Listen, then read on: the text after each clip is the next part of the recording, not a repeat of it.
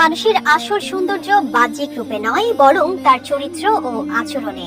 ইসলামও তাই সুন্দর চরিত্র গঠনের উপর সবচেয়ে বেশি গুরুত্ব দিয়েছে। কোরআন ও হাদিসে এমন কিছু শিক্ষা রয়েছে যা অনুসরণ করলে একজন মানুষ ব্যক্তিগত, পারিবারিক ও সামাজিক জীবনে শৃঙ্খলা ফিরিয়ে আনতে পারেন। বর্তমান সময়ে অস্থিরতা, সম্পর্কের দূরত্ব, অবিশ্বাস ও নৈতিক অবক্ষয় যেন সমাজের নিত্যচিত্র। আর এসব সংকট থেকে মুক্তির জন্য ইসলাম গুরুত্ব দিয়েছে উত্তম চরিত্র গঠনের উপর। মহানবী হযরত মুহাম্মদ সাল্লাল্লাহু আলাইহি ওয়াসাল্লাম বলেছেন, আমি মহৎ চরিত্রের পূর্ণতা দানের জন্যই প্রেরিত হয়েছি।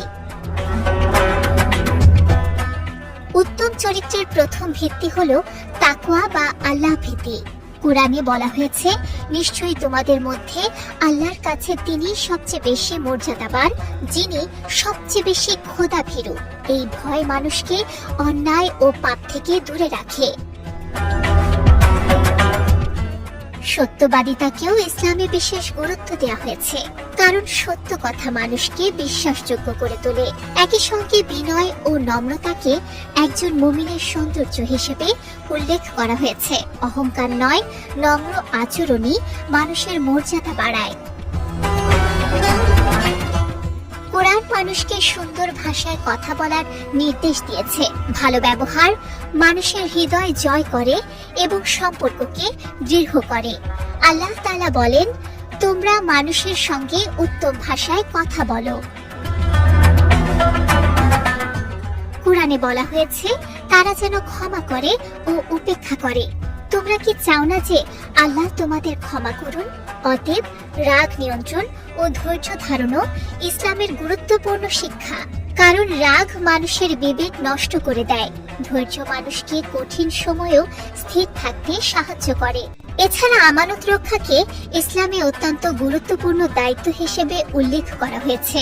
মানুষের বিশ্বাস, গোপনীয়তা ও দায়িত্ব সঠিকভাবে পালন করাই প্রকৃত মুমিনের পরিচয়। ইসলামী স্কলারদের মতে, কোরআনের এসব শিক্ষা অনুসরণ করলে ব্যক্তি, পরিবার ও সমাজ সবখানেই ফিরে আসতে পারে শান্তি ও শৃঙ্খলা।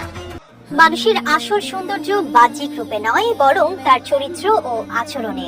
ইসলামও তাই সুন্দর চরিত্র গঠনের উপর সবচেয়ে বেশি গুরুত্ব দিয়েছে। কোরআন ও হাদিসে এমন কিছু শিক্ষা রয়েছে যা অনুসরণ করলে একজন মানুষ ব্যক্তিগত, পারিবারিক ও সামাজিক জীবনে শৃঙ্খলা ফিরিয়ে আনতে পারেন।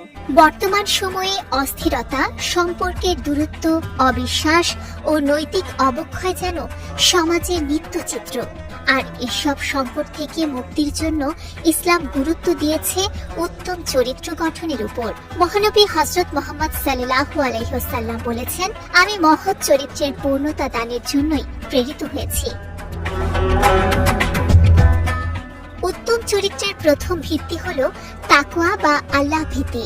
কোরআনে বলা হয়েছে, নিশ্চয়ই তোমাদের মধ্যে আল্লাহর কাছে তিনিই সবচেয়ে বেশি মর্যাদাবান, যিনি সবচেয়ে